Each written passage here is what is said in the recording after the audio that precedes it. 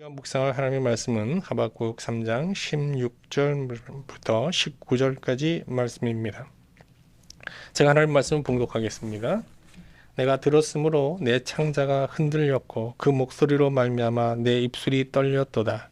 무리가 우리를 치러 올라오는 환난 날을 내가 기다림으로 썩이는 것이 내 뼛속에 들어왔으며 내 몸은 내 처소에서 떨리는도다. 비록 무화과 나무가 무성하지 못하며 포도나무에 열매가 없으며 감람나무에 소출이 없으며 밭에 먹을 것이 없으며 우리의 양이 없으며 외양간에 소가 없을지라도 나는 여호와로 말미암아 즐거워하며 나의 구원의 하나님으로 말미암아 기뻐하리로다. 주 여호와는 나의 힘이시라. 나의 발을 사슴과 같게 하사 나를 나의 높은 곳으로 다니게 하시리로다. 이 노래는 지혜하는 사람을 위하여 내 수금에 맞춘 것이니라. 아멘. 하박국은 남유다 말기 성전에서 하나님의 말씀을 대언하는 성전 선지자였습니다. 남유다 말기는 다윗 제국의 이제 재건을 꿈꾸는 요시아가 이제 전사한 주전 609년부터 유다가 바빌론에 의해서 멸망하는 주전 586년까지 약 한 23년간의 이 기간을 말하는데요. 남유다는 이 기간 동안에 이제 먼저 애굽의 지배를 받다가 다시 이제 바빌론의 또 지배를 받고 결국은 바빌론에 의해서 나라를 잃고 예루살렘의 유력한 자들이 다 이제 바빌론의 포로로 잡혀가는 비운의 역사를 맞게 됩니다. 하박국 선지자는 유다가 바빌론군에 의해 언제 파멸당할지 모르는 극한 위기 상황에 몰리자 성전이 아닌 파수꾼이 이제 적군을 이제 경계하는 그 성내에 올라가서 이렇게 기도합니다. 하박국 2장 1절 말씀 보겠습니다.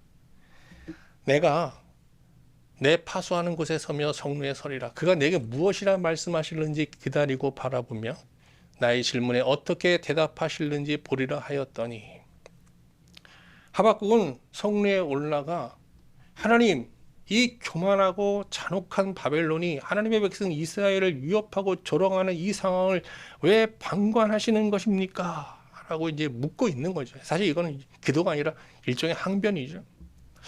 성로에서 이렇게 하나님께 항변하던 하박국은 그 질문에 대한 답으로 묵시의 말씀을 받게 됩니다.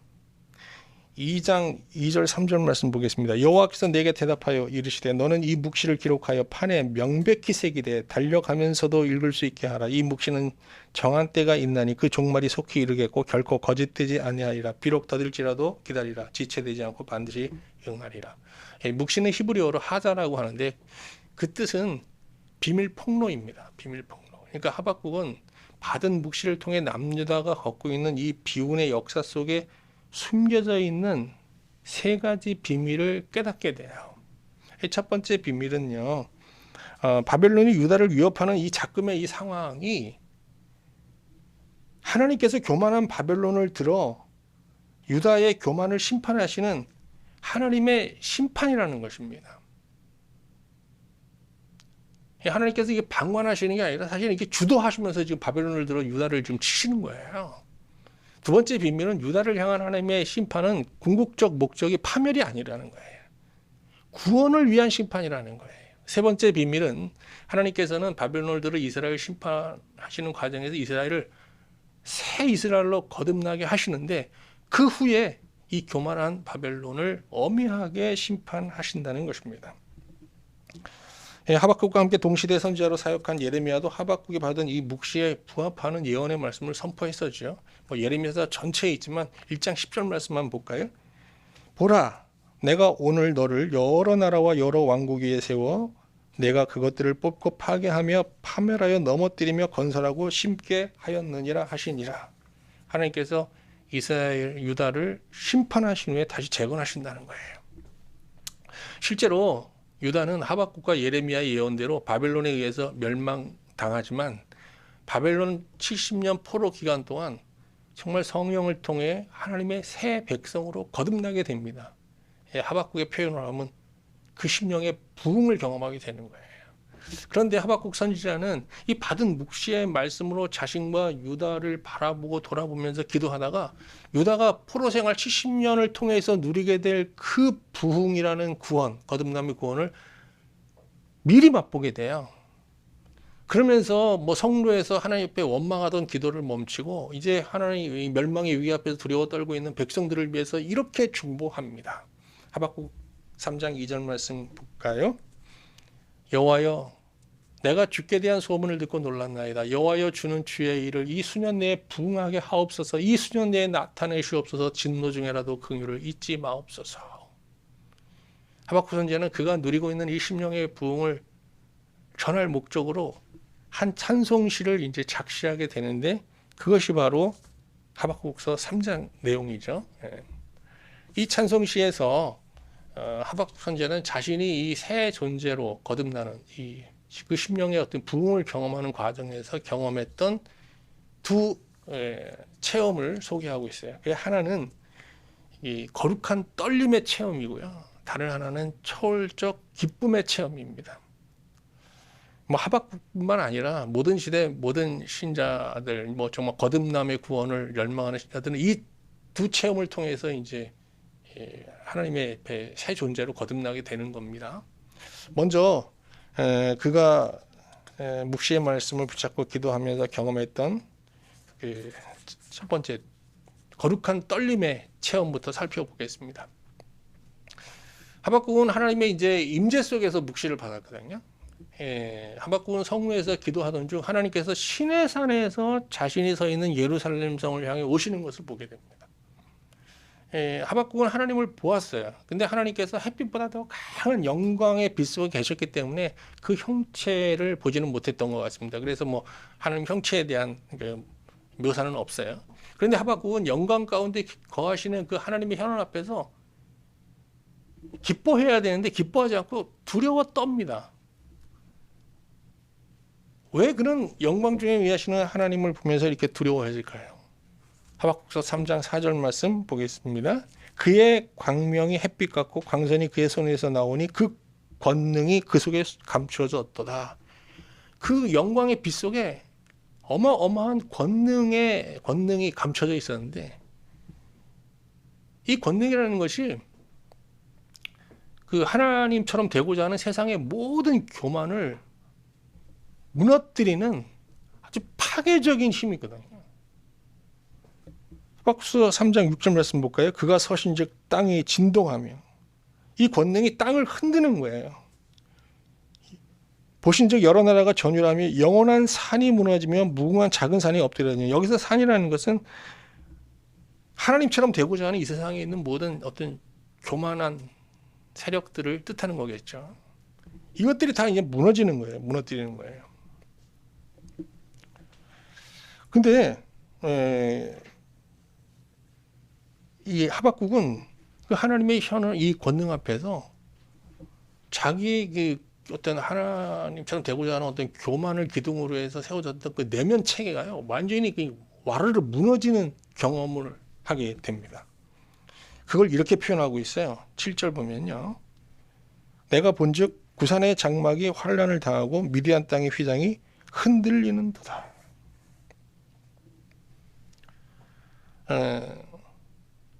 모든 시대 모든 신자는 하나님께 이제 복종하며 하나님의 완전한 도물범 아래 살 수 있는 하나님 나라를 향한 삶을 추구하지 않습니까?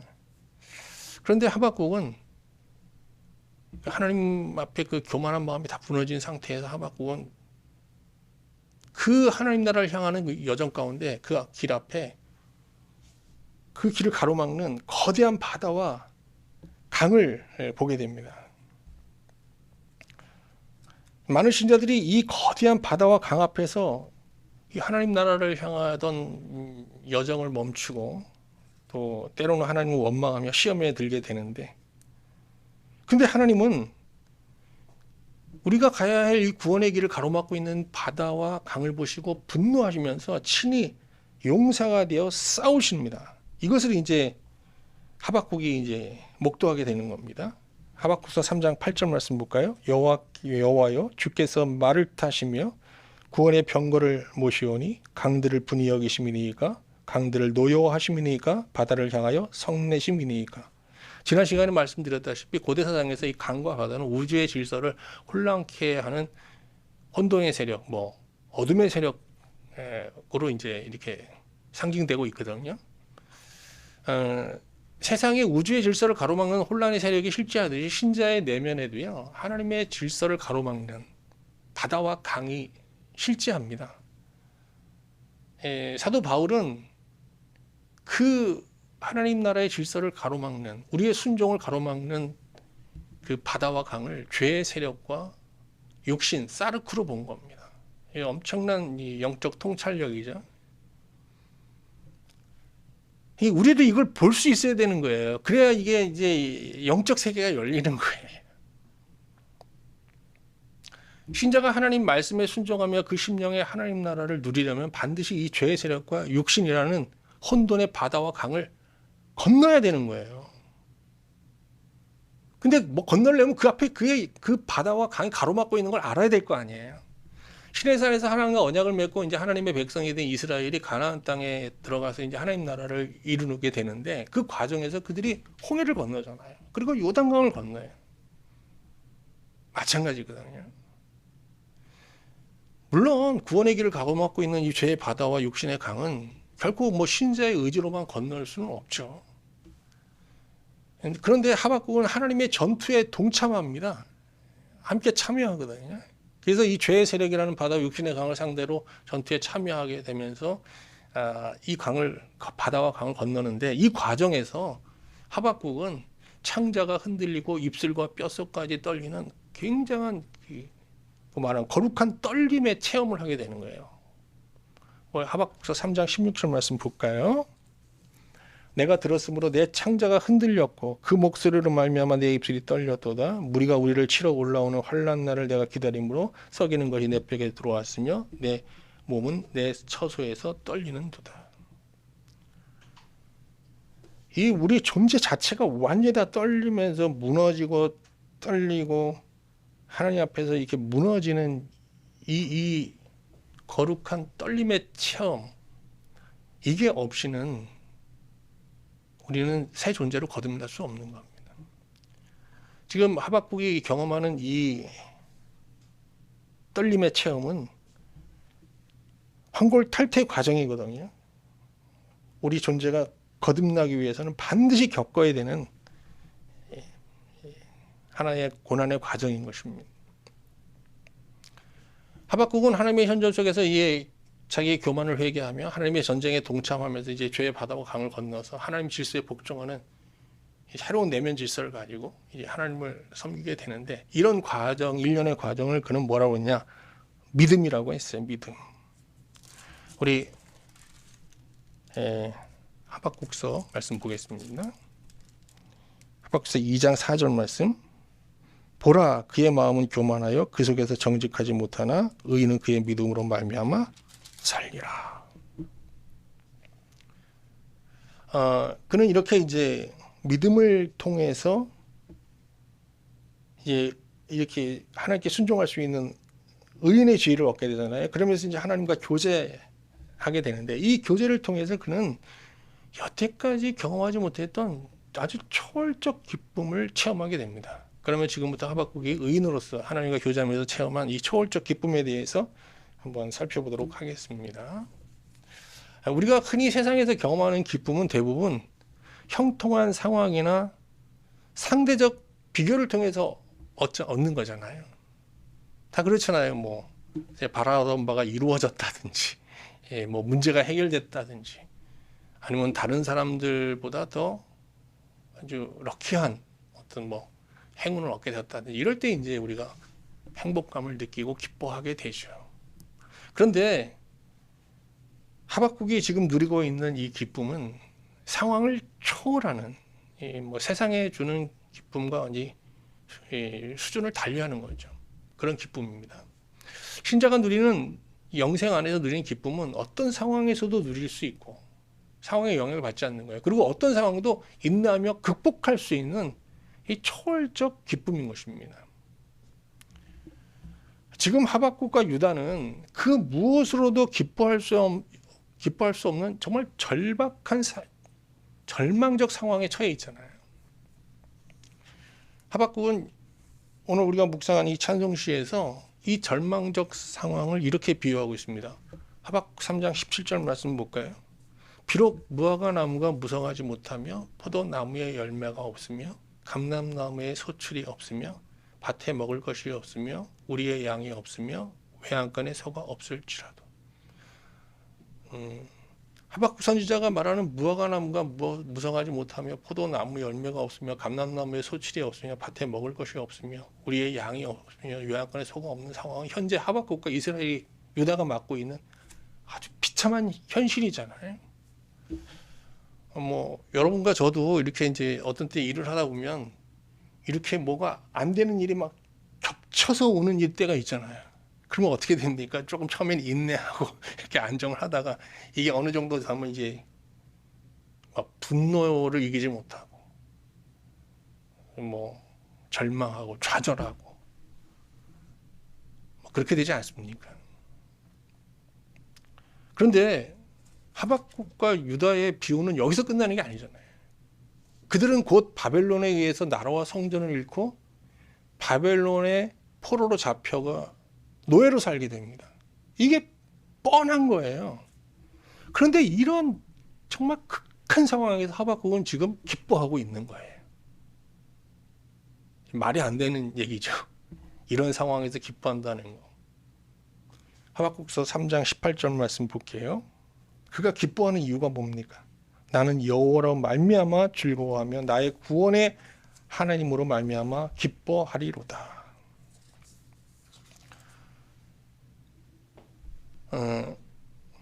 하나님과 이제 이렇게 신자와 이렇게 교제하다 보면요, 하나님께서는 사실 그 영혼의 세계에 계시잖아요. 시간적으로도 보면 우리는 이제 물리적인 시간이 있어요. 근데 하나님은 시작과 끝이 없는 영혼의 시간 속에 있고요. 그래서 우리가 하나님과 교제하다 보면 눈이 열리게 되는 거예요. 그 영혼의 눈으로 세상의 현실과 함께 이 세상 너머에 있는 하나님 나라, 영원한 나라를 동시에 보게 되는 겁니다. 그러니까 영혼의 관점에서 이렇게 지금 현실의 문제와 영혼의 세계를 연결해서 이렇게 위에서 전체적으로 내려오면서 이 현실을 새롭게 해석하게 되는 거거든요. 그래서 하나님과의 사귐을 통해 그 눈이 밝아진 신자는 그 일시적인 세상에 이 살면서도 그 너머에 있는 영원한 세계를 함께 바라보며 살아가게 되는 겁니다. 히브리서 12장 27절 29절 말씀 보겠습니다. 굉장히 중요한 말씀인데요. 이 또 한 번이라 하시면 진동하지 아니하는 것을 영존하게 하기 위하여 진동할 것들 곧 만드신 것들이 변동될 것을 나타내십니다. 그러므로 우리가 흔들리지 않는 나라를 받았은즉 은혜를 받자. 이로 말미암아 경건함과 두려움으로 하나님을 기쁘시게 섬길지니 우리 하나님은 소멸하는 불이심이라. 만물 안에서의 그 영광은 그 풀의 꽃과 같아서 풀처럼 마르고 꽃처럼 떨어집니다. 이 세상에서 사람들이 한때 자부하고 자랑하던 것들 언젠가 수치가 되고, 한때 사람들로부터 추앙받던 삶은 언젠가 멸시로 잊혀짐으로 바뀌게 되는 거거든요. 세상도 직업도 나라도 사업도 사람도 영원한 것은 없습니다. 언젠가 무너질 세상에 사는 우리가 바라보아야 할 궁극적인 소망, 우리가 바라보아야 될 나라는 이 세상이 아니라 영원한 나라잖아요. 그렇다고 이 세상 나라 일을 소홀히 여기면서 살자는 얘기는 절대 아닙니다. 그런데 그 마음에 하나님 나라를 이렇게 받은 자는 세상의 어떤 절망적 상황도 인내하면서 믿음으로 승리할 수 있는 힘을 얻게 됩니다. 19절 보세요. 주 여호와는 나의 힘이시라.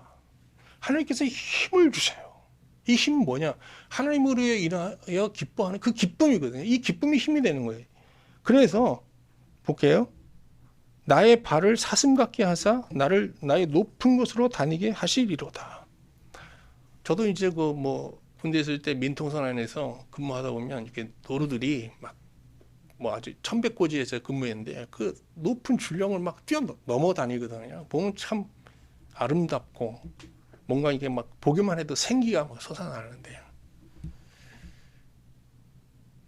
뭐 신자가 이 세상을 살아가면서 넘어야 될 줄령들이 얼마나 많아요. 또 우리가 또 하나님의 백성으로 새 계명에 순종하는 하나님의 백성으로 살고자 할 때 더 많은 줄령들이 막 생기죠, 사실. 이걸 어떻게 다 뛰어넘겠어요. 근데 하나님이 주시는 이 기쁨, 하나님으로 인하여 그 영혼의 세계를 누리는 이 기쁨을 얻은 자들은 뭐 죄의 세력의 바다와 육신의 강뿐만 아니라 오늘 우리가 이 세상에서 겪는 많은 이 상황의 어려움들, 이 세상이 겪는 억울함들, 또 박해들, 이거를 다 넘을 수 있다는 거예요. 그래서 하나님 나라를 향해 나아가는 어떤 진보하는 삶, 영적 성숙의 삶을 매일매일 영위하게 된다는 것이죠. 바울은 우리 앞을 가로막고 있는 모든 세상의 장애물, 뭐 영적, 상황적 장애물 다 총칭해서 이걸 사망이라고 지칭하면서 고린도 전서에서 이런 선언을 합니다. 사망아, 너의 승리가 어디 있느냐? 사망아, 내가 쏘는 것이 어디 있느냐? 사망이 쏘는 것은 죄요, 죄의 권능은 율법이라. 우리 주 예수 그리스도로 말미암아 우리에게 승리를 주시는 하나님께 감사하노니. 그러므로 내 사랑하는 형제들아, 견실하며 흔들리지 말고 항상 주의 일에 더욱 힘쓰는 자들이 되라. 이는 너희 수고가 주 안에서 헛되지 않은 줄 압니다. 이 사망이란 단어에 지금 우리가 우리가 가는 이 구원의 길을 가로막고 있는 영적, 뭐 상황적 어려움들, 뭐 문제들, 난제들 다 대입시켜 보십시오. 저도 뭐 대입시킬 게 많아요. 요새 좀 화물 기사로 이제 4일은 일하는데 기름값이 너무 올랐어요. 일도 많이 줄었어요. 경기 침체로. 뭐 등등등등. 사람들이 또 막 피곤해 지쳐서 좀 스트레스가 많고요. 그런 사람들도 더 친절하게 대하는 것도 쉬운 일은 아니고요. 여러분도 그렇잖아요. 다 뭐 GDP는 올라간다는데 우리 삶은 점점 빡빡해지고 있잖아요. 인간관계는 더 참 메말라가고 있고요. 근데 바울은 이 모든 것을 사망이라고 얘기하면서 그 사망을 조롱하고 있어요. 그 문제들을. 너희들이 내가 가는 길을 막겠다고? 그럴 수 없다는 거예요. 예수 그리스도 안에서 나는 얼마든지 이 줄령을 넘어 매일매일 영생의 삶을 살아낼 수 있다라고 이제 선언하고 있는 것입니다. 만물은 쇠하고 썩고 사라집니다. 그러나 영생을 사는 신자는 쇠하고 썩고 사라지는 것으로 인해 기뻐하거나 슬퍼하지 않습니다. 계획한 일이 더디 이루어지고 상황의 문제가 자꾸 꼬이고 문제가 겹쳐서 일어나고 그래도 그로 인해 슬퍼하거나 고통받거나 뭐 낭망하지 않습니다. 물론 일시적으로 좌절하고 일시적으로 뭐 절망하기도 하지만 말이에요. 궁극적으로는 다시 일어나거든요. 그런 암울한 오늘을 최후의 승리의 그날에 이렇게 오버랩 시키면서 해석된 하나님의 종말에 주시는 완전한 승리, 하나님 나라의 어떤 기쁨으로 재해석하면서 해석된 하루하루를 살아가는 거예요. 그리고 주가 주시는 성령의 힘으로 오늘이라는 험한 줄령을 거뜬히 뛰어넘으면서 마치 높은 줄령을 뛰어넘는 사슴처럼 말이죠. 주어진 하루하루를 영생의 하루로 이제 살아내게 되는 것입니다.